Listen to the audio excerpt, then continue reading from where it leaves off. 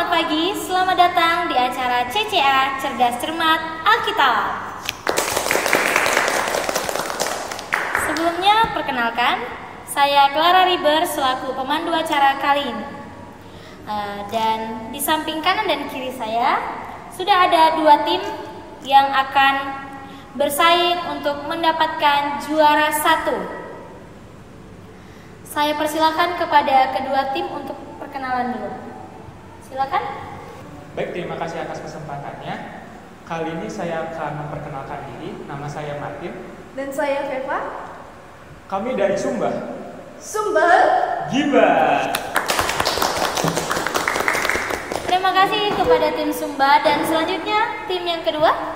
Saya persilakan. Terima kasih untuk kesempatannya. Perkenalkan kami dari tim Jesse, Jack, and Sisil. Jesse pasti kalah, tapi bohong. Terima kasih kepada tim Jesse. Nah, sebelum kita memulai perlombaan pada pagi hari ini, saya akan menjelaskan beberapa peraturan lomba. Jadi, cerdas cermat kali ini akan terdiri dari 3 babak. Babak yang pertama adalah babak soal wajib. Jadi masing-masing tim akan mengirim satu perwakilannya untuk mengambil 2 dari 4 soal yang sudah disiapkan. Setiap soal diberi poin 30 dan Anda akan diberikan waktu 1 menit untuk berdiskusi serta 2 menit untuk menjawab. Babak yang kedua yaitu babak soal rebutan dan lempar. Di babak kali ini akan diberikan 10 pertanyaan yang akan dijawab oleh masing-masing tim dengan syarat rebutan. Apabila salah satu tim tidak bisa menjawab, bisa dilempar ke tim yang lain. Dalam babak kedua, setiap pertanyaan memiliki poin 10. Dan selanjutnya, babak yang ketiga yaitu babak penyebutan ayat. Di babak ini setiap ayat akan diberi poin 20. Bagaimana dari tim Sumba dan tim Jesse? Apakah ada yang belum dimengerti? Sudah. Siap. Dari tim Sumba sudah siap? Siap. Dari tim Jesse sudah siap? Siap. Baiklah, kita akan memulai cerdas cermat kali ini dengan babak yang pertama. Silakan teman-teman masing-masing wakilnya mau mengambil pertanyaan.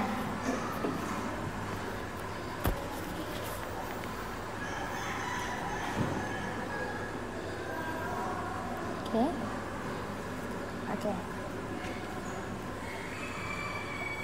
Baik. Di tangan saya sudah ada 4 pertanyaan. Pertanyaan nomor 1 dan 4 telah dipilih oleh tim Sumba. Dan pertanyaan nomor 2 dan 3 dipilih oleh tim Jesse. Pertanyaan yang pertama. Apa yang menjadi latar belakang penulisan 1 Korintus? Kepada tim Sumba, kami berikan waktu 1 menit untuk berdiskusi.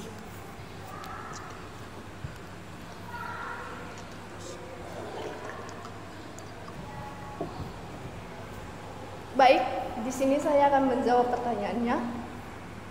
Yang menjadi latar belakang penulisan 1 Korintus ditulis untuk membahas persoalan-persoalan di dalam jemaat yang didirikan oleh Paulus di Korintus. Persoalan tersebut adalah mengenai kehidupan dan kepercayaan Kristen. Terima kasih. 25 poin untuk tim Sumba. Pertanyaan selanjutnya untuk tim Jesse. Bagaimana situasi jemaat saat itu? Kepada tim Jesse kami persilakan.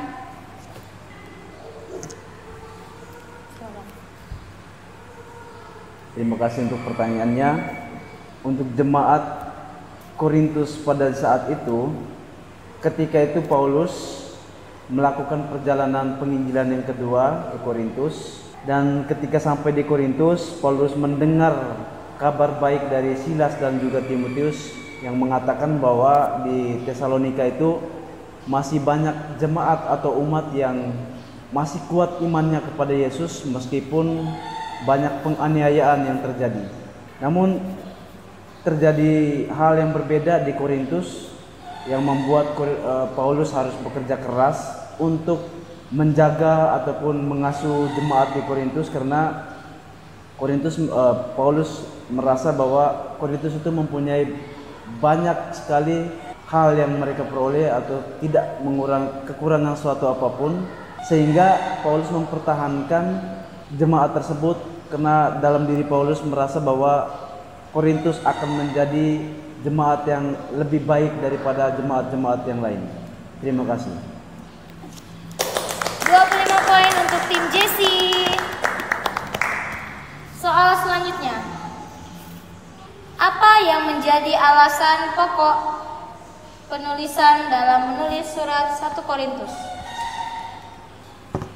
Baik, saya akan menjawab pertanyaannya. Dua alasan pokok ditulisnya 1 Korintus adalah, yang pertama adalah untuk membetulkan pertanyaan-pertanyaan yang ada di jemaat Korintus dan permasalahan-permasalahan pokok yang merupakan bagi seorang Paulus itu adalah dosa yang serius. Terima kasih. 30 poin untuk tim Jesse. Dan pertanyaan terakhir untuk tim Sumba. Apa penyebab perpecahan jemaat dan bagaimana suasana perpecahan jemaat saat itu? Baik, terima kasih atas pertanyaannya. Kali ini saya akan menjawab pertanyaan tersebut. Nah, jadi situasi jemaat pada saat itu tuh, jemaat itu sedang ada pertikaian. Nah, di dalam jemaat tersebut mereka tidak bisa saling meneraikan, tidak bisa saling menyelesaikan masalah tersebut, karena hal itu terjadi karena dalam jemaat ini mereka saling mengidolakan pemimpin mereka yang berbeda. Nah, karena saling mengidolakan, jemaat ini saling merendahkan pemimpin-pemimpin tersebut, idola-idola tersebut, sehingga muncullah pertikaian yang terjadi di antara jemaat tersebut. Terima kasih. 30 poin untuk tim Sumba. Baik, babak pertama sudah selesai dan skor sementara untuk tim Jesse 55 poin, untuk tim Sumba 55 poin. Selanjutnya kita akan masuk ke babak yang kedua. Saya sudah menyiapkan 10 pertanyaan. Silakan teman-teman menjawab secara rebutan. Jadi setelah saya membacakan soal sebanyak 2 kali dan menghitung 1, 2, 3, baru teman-teman bisa mengangkat tangan dan menyebutkan nama timnya. Sudah siap dari tim Sumba? Siap. Dari tim Jesse sudah siap? Siap. Baik, langsung saja kita mulai. Pertanyaan yang pertama. Siapakah yang menulis surat 1 Korintus? Sekali lagi, siapa yang menulis surat 1 Korintus? 1, 2, 3. Sumba. Yes. Silakan tim Sumba. Jawabannya adalah Paulus. 10 poin untuk tim Sumba.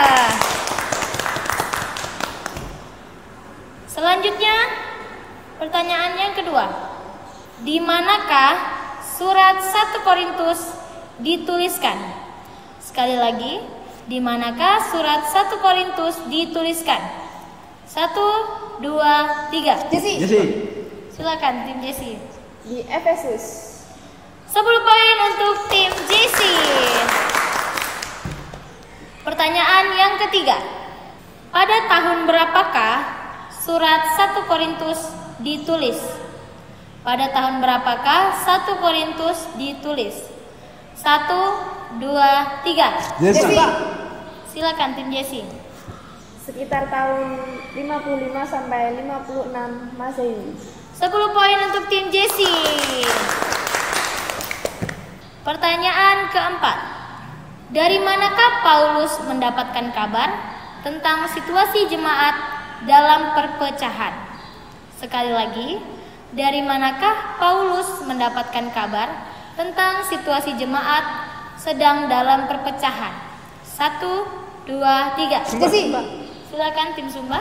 Dari keluarga Chloe. Dari keluarga Chloe. 10 poin untuk tim Sumba.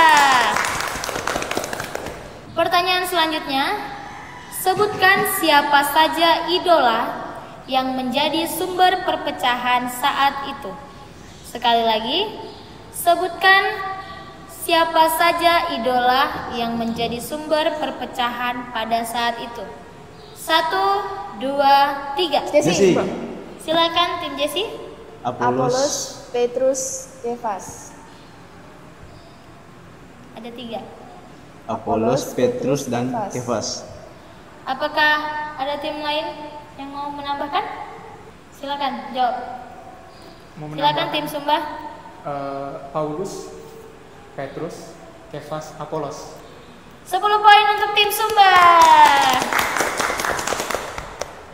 Baik, skor sementara diraih oleh tim Jesse adalah 75 dan tim Sumba 85. Masih di babak yang kedua, kita akan melanjutkan. Masih ada 5 pertanyaan lagi. Sebutkan salah satu dosa besar yang dilakukan jemaat pada saat itu. Sekali lagi, sebutkan salah satu dosa besar yang dilakukan jemaat pada saat itu. 1, 2, 3. Jesse. Silakan tim Jesse. Dosa besar yang dilakukan adalah seksualitas atau perkawinan seorang anak terhadap ibunya. 10 poin untuk tim Jesse. Pertanyaan selanjutnya. Sebutkan 8 karunia yang ada di dalam 1 Korintus. Sekali lagi, sebutkan 8 karunia yang ada di dalam 1 Korintus. 1, 2, 3. Jesse. Silakan. Satu roh, banyak anggota satu tubuh, kasih, kebangkitan orang mati, kebangkitan orang beriman, kebangkitan tubuh, kebangkitan orang menderita. Kurang tepat. Kebangkitan. Masih ada waktu 2 menit untuk jawab. Satu roh, banyak anggota satu tubuh, kasih, kebangkitan orang mati, kebangkitan orang beriman, kebangkitan tubuh, kebangkitan apa satu lagi? 2 lagi. Satu Kebangkitan roh. Baik, pertanyaan akan saya lempar ke tim Sumba. Mau menambahkan kebangkitan badan, kebangkitan Kristus ada? Oh gitu. Oke, 5 poin untuk tim Jesse. Soal selanjutnya. Mengapa Paulus harus bekerja lebih keras dalam mewartakan Injil dan mendirikan jemaat di Korintus? Sekali lagi, mengapa Paulus harus bekerja lebih keras dalam mewartakan Injil dan mendirikan jemaat di Korintus? 1, 2, 3. Sumba. Silakan tim Sumba. Baik, saya akan menjawab pertanyaan tersebut. Itu karena lingkungan jemaat yang ada di Korintus itu sangat keras, dan juga di Korintus itu jemaatnya sangat menolak Kristus seperti antikristus seperti itu. Jadi Paulus harus mewartakannya dengan lebih giat dan lebih keras lagi. Terima kasih. 10 poin untuk tim Sumba. Pertanyaan terakhir. Sebutkan nama seorang rasul yang dilihat jemaat sebagai rasul yang paling utama dan punya peran penting dalam gereja secara menyeluruh. Sekali lagi, sebutkan nama seorang rasul yang dilihat jemaat sebagai rasul yang paling utama dan punya peran penting dalam gereja secara menyeluruh. 1, 2, 3. Jesse. Silakan tim Jesse. Petrus. 10 poin untuk tim Jesse. Pertanyaan tambahan. Apa karunia yang paling utama dan tertinggi bagi Paulus? Sekali lagi, apa karunia yang paling utama dan tertinggi bagi Paulus? 1, 2, 3. Jesse. Silakan tim Sumba. Karunia kasih. Kasih 10 poin untuk tim Sumba. Baik, babak kedua telah selesai. Poin sementara untuk tim Jesse 95 dan untuk tim Sumba 105.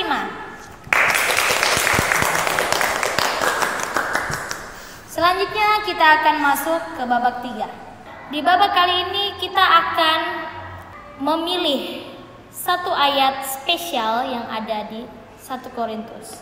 Jadi setiap tim yang terdiri dari 2 orang harus memilih 2 ayat serta alasan kenapa memilih ayat tersebut. Setiap satu ayat akan diberikan poin 20. Saya berikan waktu 1 menit untuk berdiskusi. Waktu habis, silakan kepada tim Jesse untuk menjawab. Baik, terima kasih untuk ayat yang saya renungkan, yaitu dari 1 Korintus bab 14 ayat 25 yang mengatakan bahwa sungguh aku berada di tengah-tengah kamu. Ini merupakan sebuah kesadaran dalam diri bahwa tanpa Allah aku bukan siapa-siapa. Jadi kemanapun aku pergi, apapun aku lakukan, aku selalu menyertakan Allah yang paling utama dalam hidupku. Terima kasih. Selanjutnya, Kalau dari saya memilih 1 Korintus bab 13 ayat 4 yang berbunyi, kasih itu sabar, kasih itu murah hati, ia tidak cemburu, ia tidak memegahkan diri dan tidak sombong. Kenapa saya memilih ayat tersebut? Karena dalam ayat tersebut mencerminkan pribadi Tuhan sendiri, bahwa Tuhan itu memiliki kasih yang besar. Seperti di ayat tersebut, kasih itu sabar, kasih itu murah hati, kasih itu tidak sombong, kasih itu tidak cemburu. Jadi kita sebagai manusia diajarkan oleh Tuhan untuk selalu berbuat kasih kepada sesama. Terima kasih. selanjutnya saya persilakan untuk tim Sumba. Silakan menjawab. Menurut saya, ayat yang berkesan menurut saya yaitu 1 Korintus bab 12 ayat 12 yang berbunyi, karena sama seperti tubuh itu satu dan anggota-anggotanya yang banyak, dan segala anggota itu sekalipun banyak merupakan satu tubuh, demikian pula Kristus. Alasan saya memilih ini karena meskipun kita banyak anggota tubuh itu harus kita gunakan untuk menolong orang-orang yang kesusahan, seperti tidak mempunyai tangan, kita bisa membantunya dalam pekerjaan yang tidak bisa dia lakukan. Terima kasih. Lanjut. Baiklah, untuk ayat yang berkesan bagi saya itu adalah pada 1 Korintus bab 16 ayat 13 yang berbunyi, berjaga-jagalah, berdirilah dengan teguh dalam iman, bersikaplah sebagai laki-laki dan tetap kuat. Nah, mengapa saya memilih ayat tersebut? Karena saya sadar bahwa ayat ini tuh mengingatkan saya sebagai laki-laki bahwa saya ini harus mempunyai tekad serta iman yang kuat kepada Tuhan. Karena ini mempersiapkan saya untuk kedepannya saya sebagai kepala keluarga nanti, di mana saya harus bisa diandalkan dan saya harus mempunyai iman serta kekuatan dalam membangun hubungan tersebut, sehingga hal tersebut dapat berguna bagi kehidupan saya nanti. Terima kasih. Baiklah, babak ketiga sudah selesai dan skor dari tim JC mendapatkan 140 poin dan dari tim Sumba 145 poin. Pemenang dari CCA kali ini adalah tim Sumba. Saya persilakan kepada tim Sumba dan tim JC untuk maju untuk mengambil hadiah uang pembinaan dan juga piala penghargaan.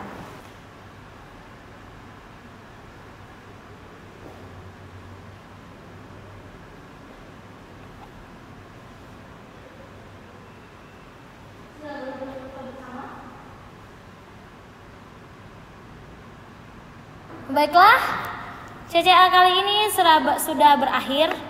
Saya akan menutup dengan salah satu ayat Alkitab favorit saya di 1 Korintus. Percobaan-pencobaan yang kamu alami ialah pencobaan-pencobaan biasa yang tidak melebihi kekuatan manusia. Sebab Allah setia dan karena itu Ia tidak akan membiarkan kamu dicobai melampaui kekuatanmu. Pada waktu kamu dicobai, Ia akan memberikan kepadamu jalan keluar sehingga kamu dapat menanggungnya. 1 Korintus bab 10 ayat 13. Ayat ini tuh sangat berkesan karena ayat ini tuh menguatkan saya untuk semakin setia dan percaya kepada Allah. Yakinlah dan percaya bahwa Tuhan akan selalu ada di saat terbaik Anda. Sekian dan terima kasih, saya Clara pamit undur diri, sampai jumpa.